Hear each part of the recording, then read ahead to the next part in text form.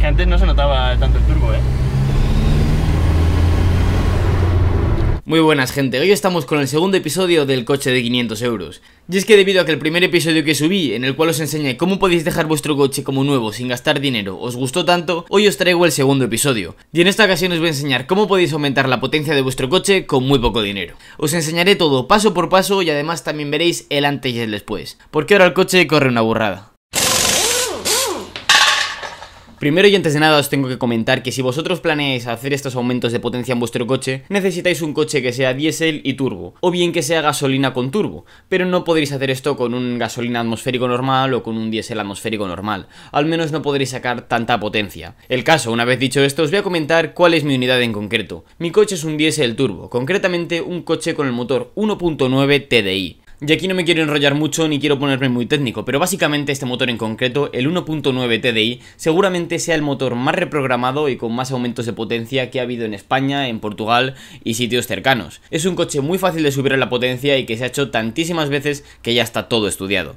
Y el caso es que para aumentar la potencia de estos coches no necesitas ningún tipo de conocimiento. Tan solo tienes que ir a algún sitio en el que sepan reprogramar a este tipo de coches, darles el dinero y que te reprogramen el coche para aumentarte la potencia. Ahora bien, ¿qué es una reprogramación? Pues básicamente la reprogramación se encarga de cambiar los parámetros de la centralita del coche, cambiando parámetros tales como el soplado, el encendido o la cantidad de combustible que se inyecta en el coche, consiguiendo cambiar el comportamiento del motor completamente. Y es que haciendo una reprogramación en la centralita del coche puedes conseguir diferentes cosas. Bien un coche que te consuma menos combustible, bien un coche que sea más rápido. Y es más, me gustaría comentar que esto de reprogramar centralitas no es una cosa de frikis que comenten chicos como yo en YouTube, sino que es una cosa que directamente hacen en la propia fábrica del coche. Y es que los propios fabricantes de coches venden un mismo motor con diferentes reprogramaciones en las centralitas para que haya una versión que corra más y una versión que corra menos. Y de esta forma las marcas de coches te venden el mismo coche con un acabado Sport o Premium que corre un poquito más y en realidad es el mismo motor solo que con otra reprogramación en la centralita. Ahora bien, ya comentado esto, no me voy a enrollar más y voy a hablar de mi reprogramación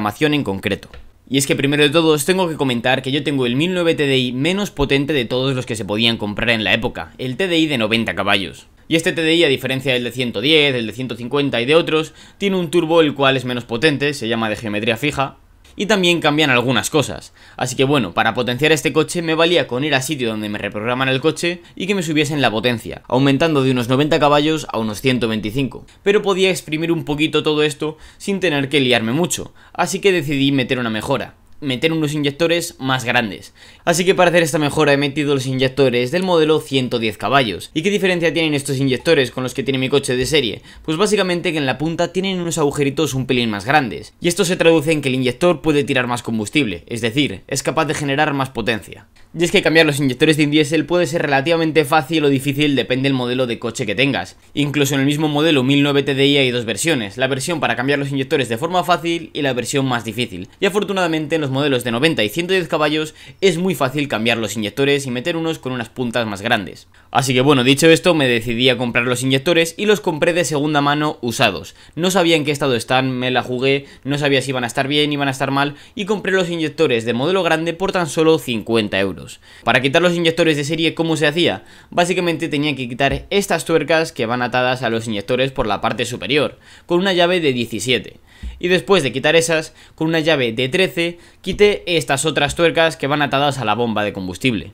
Y como es lógico, también había que quitar los diferentes manguitos que se encontraban atados a los inyectores. El caso es que cuando tienes todo preparado para quitar los inyectores hay que hacer muchísima fuerza para quitarlos, así que es recomendable tener una herramienta, de forma que si no tienes la herramienta te recomiendo que vayas a un taller para que te quiten los inyectores. En este caso un amigo mecánico me ayudó y trajo la herramienta y me quitó los inyectores con el extractor de inyectores. Básicamente se enrosca y después con esta pértiga empiezas a pegar mazazos hasta que sale el inyector. Y la verdad es que con 3 mazazos salieron todos los inyectores sin ningún tipo de problema.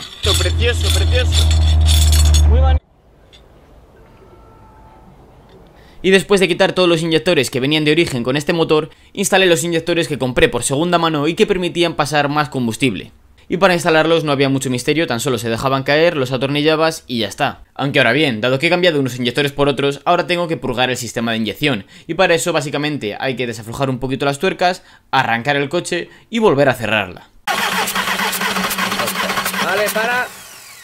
Y bueno, aparte de ello, comentar que uno de los inyectores me fugaba, así que le cambié la arandela y se solucionó sin problema. Y podía arrancar el coche genial, no hacía ningún ruido extraño, así que en principio los inyectores funcionaban bien. Y ya solo quedaba ir a reprogramar el coche, pero antes de ir a reprogramarlo decidí limpiar un poquito el vano motor, dado que se había ensuciado un montón con las fugas y con el purgado de los inyectores.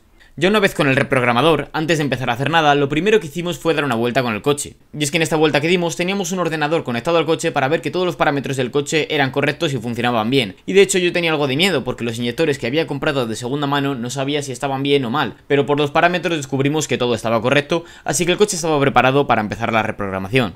Y es que la reprogramación de mi motor en concreto es diferente a la de los otros motores 1009 TDI y también diferente a casi toda la mayoría de coches que se reprograman. Normalmente para reprogramar un coche conectamos el ordenador al coche y se reprograma dentro del coche usando el ordenador, aunque en mi caso concreto es diferente y hay que quitar la centralita del coche. Y como estáis viendo, la centralita está debajo de este plástico unida con dos conectores al coche, así que desenchufamos los conectores y sacamos la centralita del coche.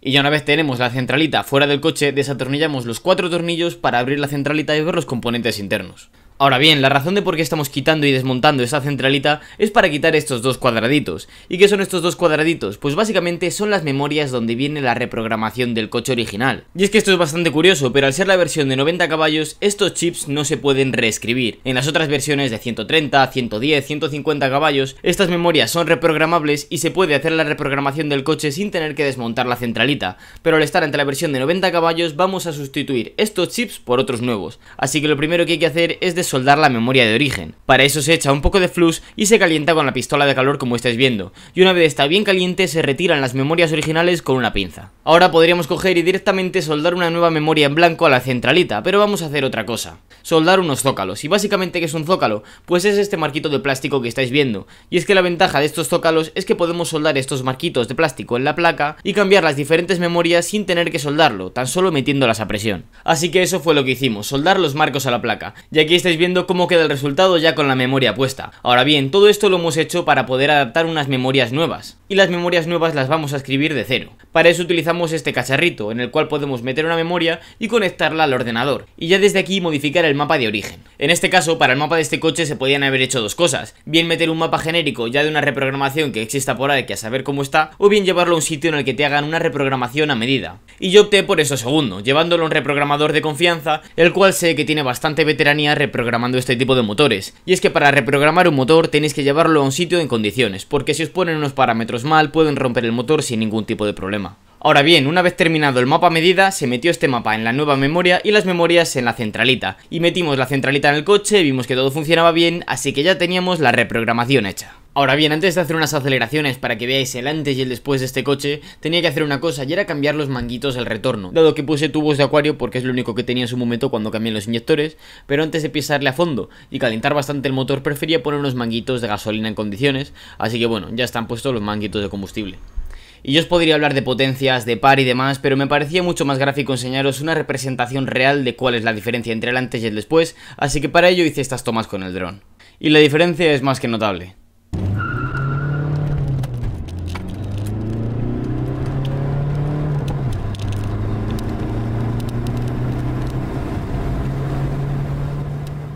Y bueno, ya habéis visto las tomas con el dron, me pareció algo bastante gráfico e interesante para enseñaros cuál es la diferencia, pero si queréis ver un 0 a 100 con el tacómetro, también lo grabé. Aquí primeramente vamos a ver la aceleración con el coche de origen.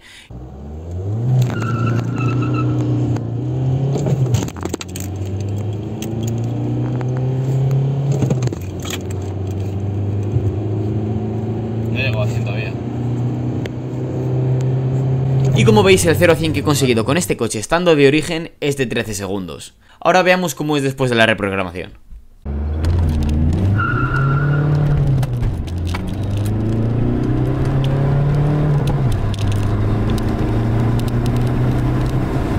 Y como veis en esta segunda aceleración con el depósito lleno y con mi compañero al lado he bajado 4 segundos, aunque ya os digo, la primera aceleración la hice bastante mal y esta segunda también seguro que se podía haber mejorado. Y no me puse a hacer 100.000 lanzadas porque ya os digo, esto es una cosa que no suelo hacer normalmente, hacer una aceleración de 0 a 100, y no os recomiendo a vosotros tampoco que hagáis aceleraciones de 0 a 100 porque vais a forzar muchísimo los componentes del coche, cajas de cambios, transmisión, motor, tacos de motor, bueno, 100.000 componentes, así que yo os recomendaría que no hicieseis esto muy a menudo. Ahora bien, lo que os acabo de enseñar es la diferencia entre cuando le pisas el coche a fondo sin y con reprogramación. Pero ¿cómo se siente en general cuando hacemos una conducción diaria? Pues para ello os voy a enseñar la reacción de mi amigo Marvin, un chico que me suele ayudar con los vídeos.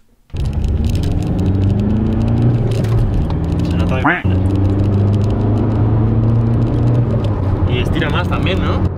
Buah, esto es otro coche. Es que ahora da gusto, o sea, hay la respuesta, tío. Que voy en cuarta y tira el coche. O sea, en plan, me gusta que no se nota que no sea de serie, por así decirlo. O sea, se nota que es como de serie, como que tiene más potencia. Sí, pero estira más, porque antes a las 3000 y algo se quedaba en plan, hasta luego, muchacho, cambio de marcha. Pues sinceramente lo que más me gusta es el tacto del pedal, o sea, la ganancia. Era como, ay, no me gusta, pero ahora mejor. Sinceramente, antes era como, está entrando el turbo, sí, pero no lo noto tanto. Y ahora es como, ahí está saltando, o sea, ahí. ¿Ves? Es que antes no se notaba tanto el turbo, Y bueno, ya vista la reacción y la experiencia de mi compañero, os voy a comentar cómo lo he sentido yo el coche. Primero de todo, el tema del acelerador, que lo comenta mi amigo. Para las personas que no lo entiendan muy bien, básicamente este coche tiene un acelerador electrónico. Tiene un tacto muy artificial y se ha metido más sensibilidad al acelerador. Así que ahora parece una conducción más real a lo que tacto de acelerador respecta. Pero bueno, eso es cosa más de frikis. ¿Cómo se siente el coche en general? Pues primero de todo, cuando vamos a punta de gas, cuando no estamos acelerando, se siente un coche con muchísima más fuerza, menos perezoso, que no va ahogado y que al fin y al cabo va muchísimo mejor que de serie. A medio gas va genial, tenemos muchísima respuesta, da igual que estemos en quinta, a una marcha baja y a pocas vueltas, si le pisamos va a responder al final y bueno, se agradece bastante. En las cuestas no hace falta reducir como tenía que hacer antes completamente todo el rato, para adelantar tampoco hace falta reducir, ha mejorado muchísimo la respuesta. Y por último, ¿cómo se siente el coche cuando le pisamos el pedal a fondo? Pues cuando pisamos el pedal a fondo el coche corre mucho en comparación a cómo corría antes, aunque todo esto tiene un punto negativo y es que solo cuando pisamos el acelerador a fondo suelta humo por el tubo de escape. Y es que esto es normal en un coche con reprogramación y además me ha dicho que en la primera semana todavía suele soltar más humos de lo que va a soltar a lo largo del tiempo. Pero bueno, quitando el tema de los humos, que como ya os digo es el único punto negativo y solo salen cuando le pisamos a fondo, a medio gas y a gas bajo obviamente no sale nada. Estoy muy contento con la reprogramación, ya ha cambiado completamente el coche. Ahora es un coche mucho más fácil de usar, mucho más cómodo, mucho más rápido y sobre todo mucho más seguro, dado que tenemos más respuesta. Aunque ahora bien, para hacer un coche seguro no necesitamos que sea más potente realmente, sino que necesitamos unos mejores neumáticos y una mejor suspensión. Y de hecho este coche tiene unos neumáticos malísimos y la suspensión está en las últimas. Así que en el siguiente vídeo lo que voy a hacer es cambiar la suspensión del coche. Y también os voy a enseñar cómo es el antes y un después de un coche con la suspensión vieja y una suspensión nueva y algo mejorada. Así que quedaros al tanto. De hecho quería hacer el vídeo de la suspensión mucho antes porque me parecía algo mucho más importante que hacer una reprogramación, pero al final por diferentes cosas tuve que hacer este vídeo antes. Y bueno, no me enrollo más, suscribiros al canal y seguidme en Instagram para no perderos el próximo vídeo en el que vais a ver un cambio de suspensión completo. Mientras tanto aquí os dejo el vídeo anterior en el cual dejé el coche como nuevo sin gastar dinero, y aquí os dejaré otro botón si es que he subido ya el vídeo de la suspensión. Y dicho eso, eso fue todo, gente. ¡Hasta luego! Mola, mola mucho. Es que al fin y al cabo son 40 caballos, o sea, vamos a ver, subir 40 caballos en el CL